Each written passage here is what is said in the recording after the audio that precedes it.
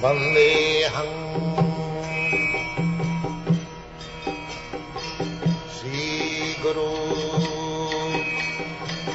Sri Juta Padakamalam Sri Gurum Vaishnava Vansha.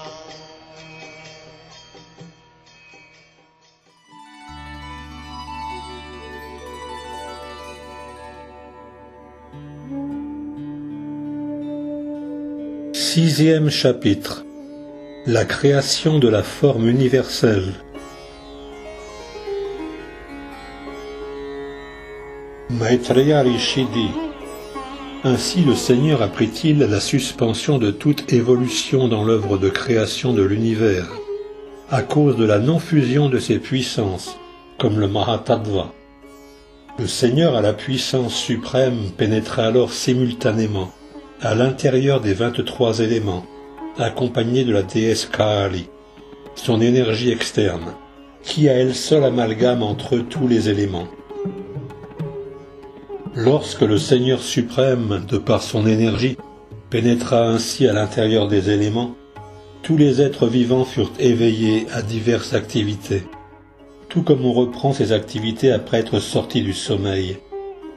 Lorsque par la volonté de l'être suprême, les 23 éléments principaux devinrent actifs, la gigantesque forme universelle, la Vishvarupa du Seigneur, fut alors manifestée, et, comme le Seigneur, à travers son émanation plénière, pénétrait dans les éléments de la création universelle, ceux-ci prirent la forme gigantesque dans laquelle reposent tous les systèmes planétaires et toutes les créations mobiles et immobiles.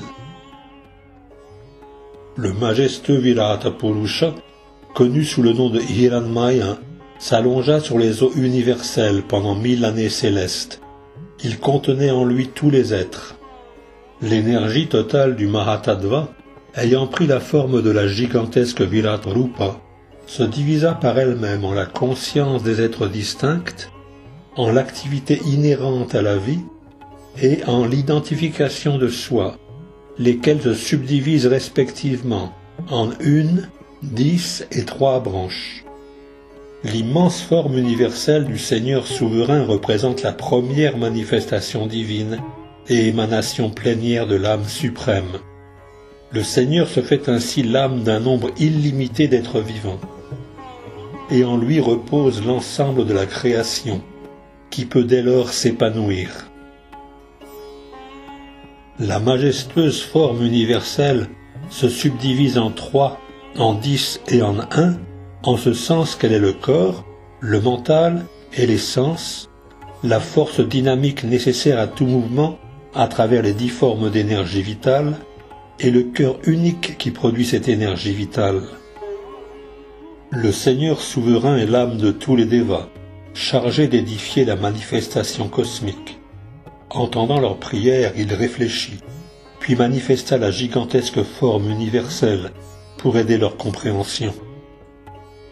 Maitreya dit: laisse-moi maintenant t'expliquer comment le Seigneur suprême prit la forme des différents devas, après qu'il eut manifesté l'impressionnante forme universelle. De sa bouche procéda Agni, le feu, et les devas qui régissent les différents secteurs d'activité matérielle y pénétrèrent pour assumer leurs fonctions respectives. Cette même énergie permet à l'être vivant de s'exprimer en mots. Le palais de la forme universelle se manifesta de façon distincte. Et Varuna, le déva maître de l'eau, pour les systèmes planétaires, y pénétra. Ainsi les êtres peuvent-ils percevoir les saveurs avec leur langue. Les 2 narines du Seigneur se manifestèrent de façon distincte, et les 2 Ashvini Kumaras y entrèrent et s'y établirent comme il se doit. Les êtres peuvent ainsi humer le parfum de toute chose. Ensuite, les 2 yeux de la forme universelle du Seigneur se manifestèrent de façon distincte, et le soleil, le déva maître de la lumière, y pénétra, avec la vue. Ainsi les êtres peuvent-ils contempler les formes. La peau de la forme universelle se manifesta de façon distincte, et Anil, le déva maître du vent, y pénétra avec le toucher. Les êtres vivants connaissent ainsi les sensations tactiles.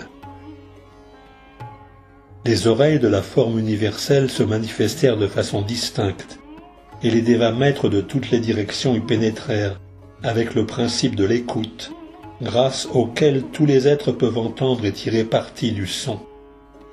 La peau de la forme universelle se manifesta de façon distincte, et les dévas maîtres des sensations tactiles y pénétrèrent également, avec leurs divers principes.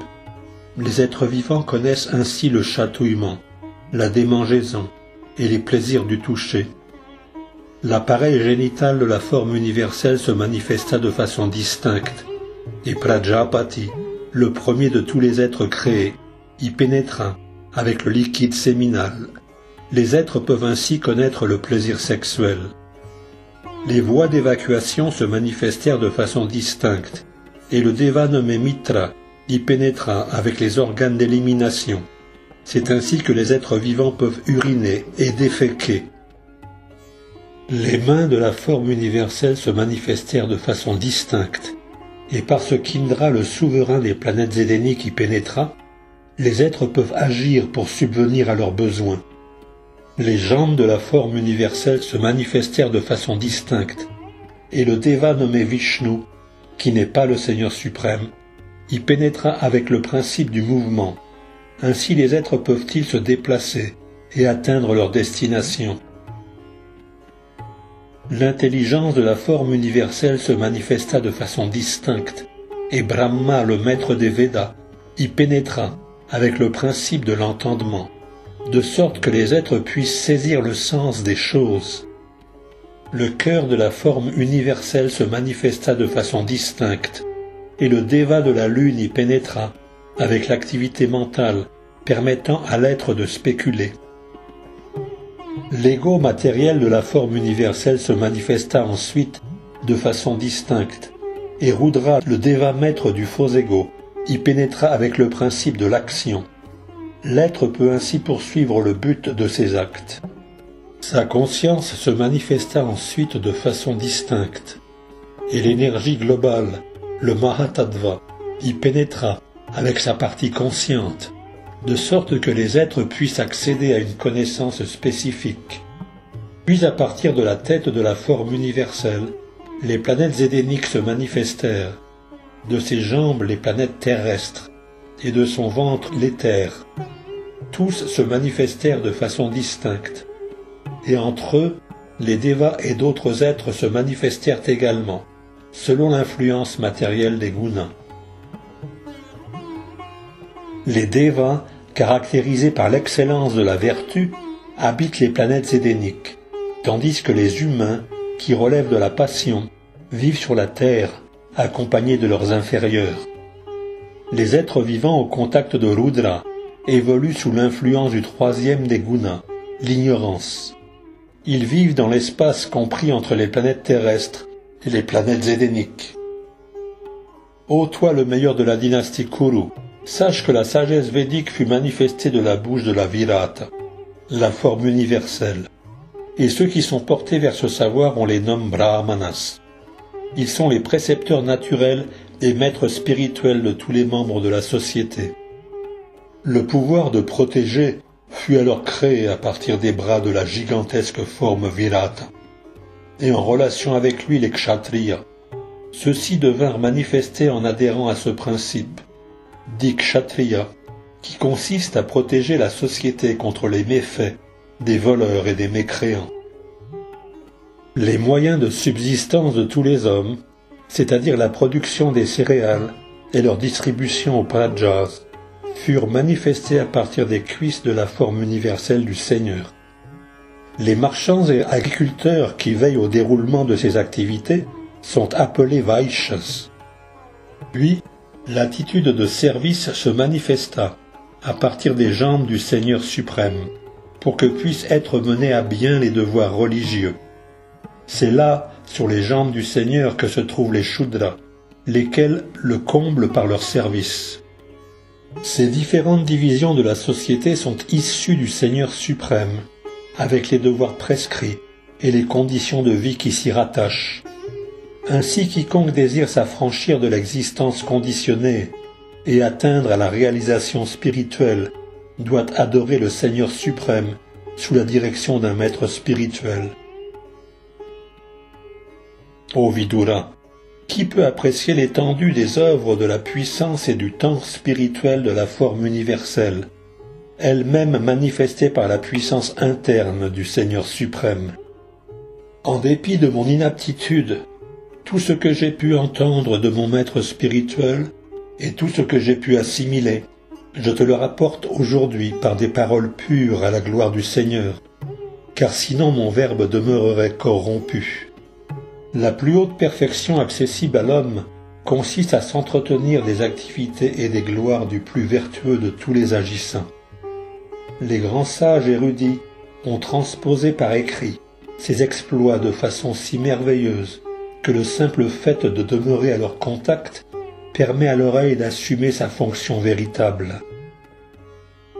Ô mon fils, après une méditation attentive qui dura 1000 années célestes, Brahma, le premier de tous les poètes, ne put que conclure à l'inconcevabilité des gloires de l'âme suprême.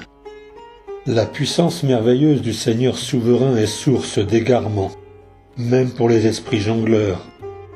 Cette puissance, le Seigneur qui trouve en lui-même sa plénitude, ne peut même la mesurer. Combien moins alors les êtres créés? Le Verbe, la pensée et l'ego, avec leur déva maître, n'ont pas réussi à saisir le Seigneur souverain. Par conséquent, si nous voulons faire preuve de bon sens, nous ne pouvons que lui offrir notre hommage respectueux. Ainsi s'achève le 6e chapitre du 3e chant du Srimad Bhagavatam, intitulé « La création de la forme universelle ».